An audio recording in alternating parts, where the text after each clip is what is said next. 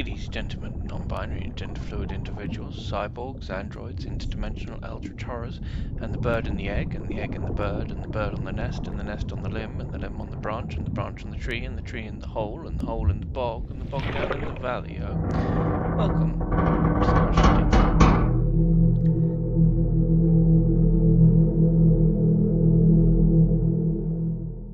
I've had the last week off from work and I've made 4 major achievements in the progress of the game. First, I've continued adding details to the theatre level, a few more buildings, a chain link fence, and most notably this ornate railing and banister for the main lobby, which I modelled myself from scratch, inspired as I often am by AI generated concept art.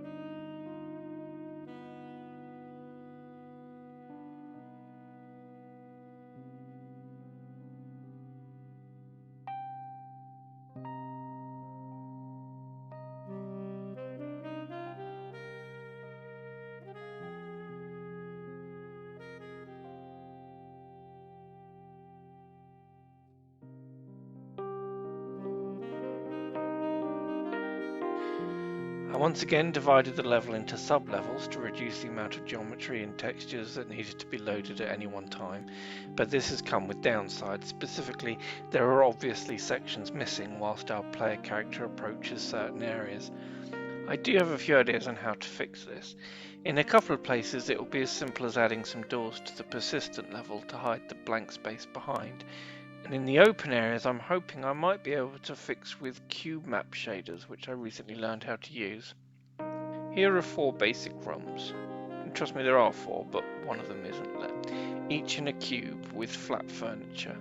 The camera in the center captures all 6 sides of the cubes and makes a texture that looks like this, which when combined in a clever way in a shader, simulates 3-dimensional interiors to buildings, meaning I can make the buildings of New Amsterdam appear populated without having to spend precious hours RAM and VRAM building and texturing the interiors of dozens of buildings. You can see here that the interiors simulate parallax even though the object is just a flat surface, and I'm hoping this effect can be used at the end of corridors that currently open up onto an empty space.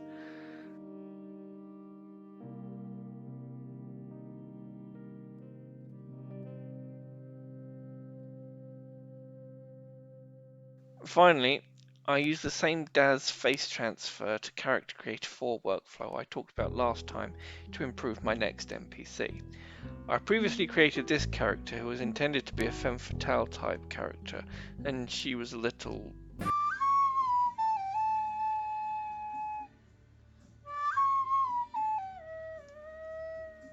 But now she's more...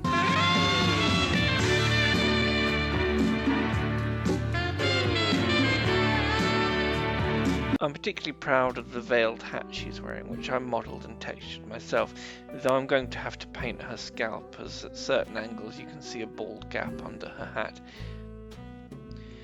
So it's been a very productive week, but it's frustrating how the more I work on this level, the more that I see needs doing. I'm itching to move on to the next level. Talk to you again soon.